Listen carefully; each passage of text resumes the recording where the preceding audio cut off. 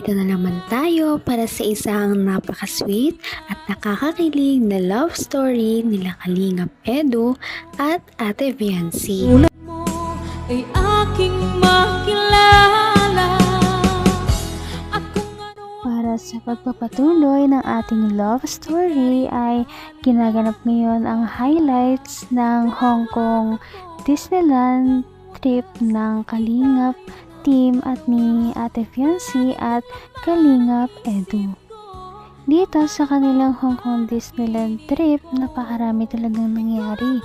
At pagkatapos nga nilang maglakad-lakad at sumakay ng ibang rides na makikita ninyo sa aming nakaraang video, ngayon naman ay napadpad sila sa isang malaking castle ng Disneyland at ito ay sobrang kilala talaga. Kaya naman nakakatawa dahil nakapunta na rin sa wakas si Ate Viancy dito for the first time. Pagpunta nga nila doon ay nag-usap-usap lamang silang dalawa.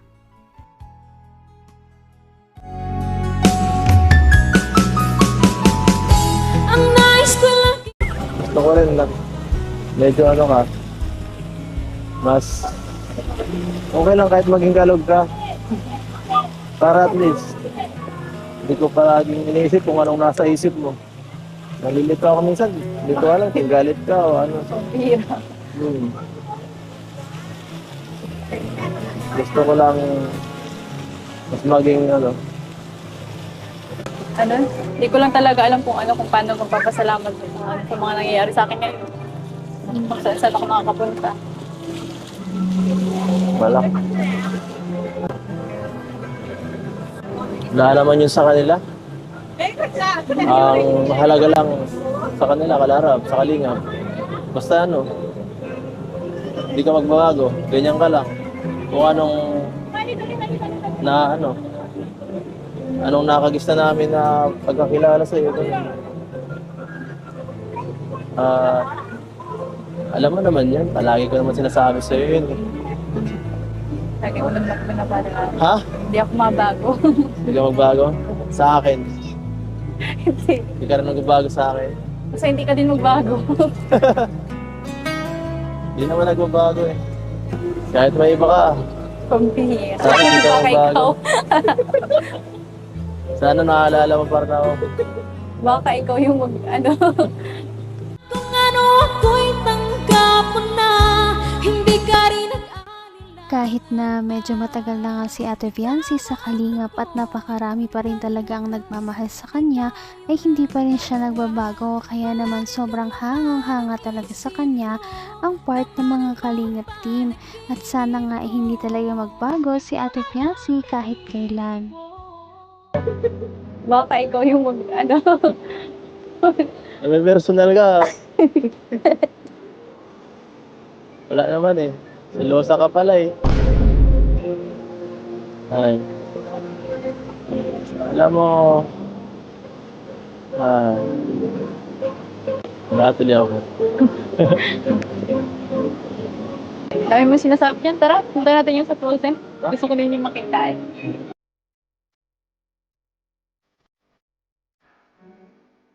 Kuya ba, ano nangyari? Ano nangyari? Kaya ba yung natake na? Natake na ata yan. Hi po. Hi po. Hi po. Okay, picture. Kalingap Rob. Yes. Hi po, sir. Hi po. Frozen World. Ben! Ito si Krista. Ang ganda yung nasa 3D.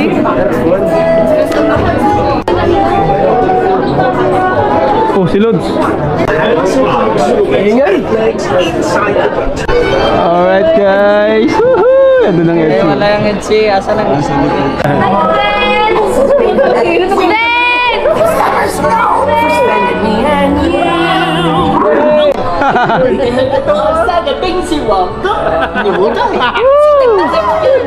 Naman ang bawat panaginip ko, ikaw lang ang sobrang ganda pala talaga ng Hong Kong Disneyland dahil kapag pumunta ka dito ay makikita mo nga ang mga Disney princess at iba pang mga parts ng Disney characters, kaya makikita mo talaga na nag-e-enjoy ang buong Kalingap team, lalong-lalong na ang mga batang kasama.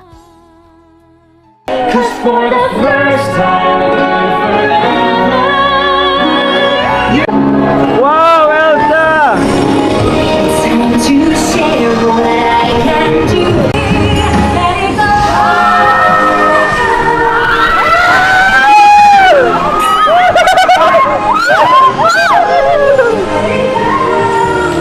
Guys, ayun dito namin. Si Kuya Mal.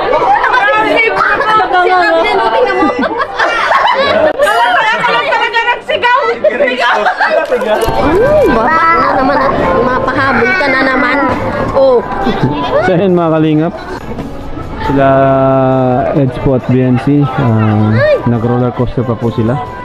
Sama sila Pau Pau, saka si Kapitana.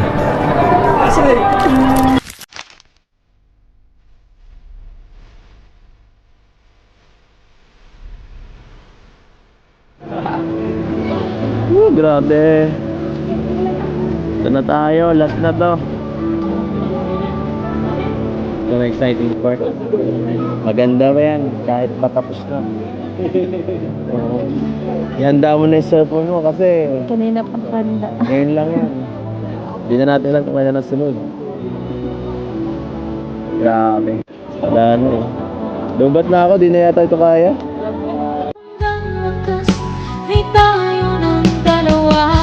Palagi kang At tuwing gabi nga sa Disneyland ay may nangyayari napaka-magical. Kaya sabi ni Kalingap Edo na ihanda daw ni Ate Fiancy ang kanyang cellphone. Ano kaya ang mangyayari dito? Ito na nga at panoorin na natin kung ano ba talaga ang magical moment na mangyayari sa Disneyland. Sigurado mag-enjoy si Ate Fiancy dito. Sunod. Grabe. Wala na eh. Lubat na ako, di na yata ito kaya. 10% na lang guys. Buti naman nandiyan yung power bank.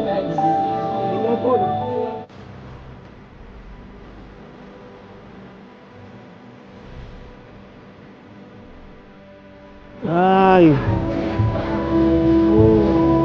Grabe guys. Ang ganda.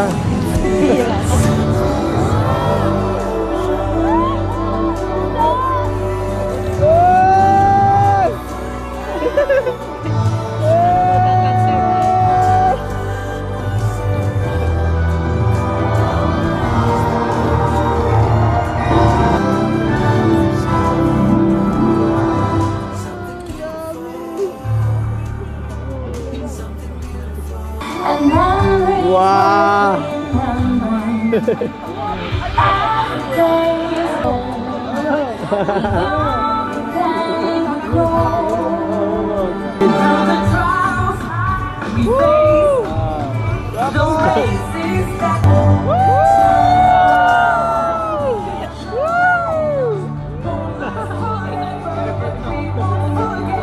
Marami pa naman yan. Marami pa yan eh. Marami pa yan. Pwede mo pa kaya eh. Sobrang perfect talaga ng moment na ito. Perfect ang place, perfect ang taong kasama ni Ate Fiancy, kaya naman napaka-perfect ng moment nila. Kaya hindi talaga ito makakalimutan ni Ate Fiancy kahit kailan. Sana nga ay makabalik na rin sila dito at hindi lamang ito ang first time. At yan ang ating aabangan sa mga susunod na video. Napaka-sweet talaga nila at napakabait ng tambalang ito, kaya maraming sumusuporta. Kaya naman, sana ipatuloy natin silang suportahan at mahalin si Fiancy, si Kalingap Edu at ang Kalingap team. Yun lamang at maraming salamat sa panonood. Abangan natin kung magkakatuluyan ba talaga si Kalingap Edu at Fiancy. Hanggang sa muli!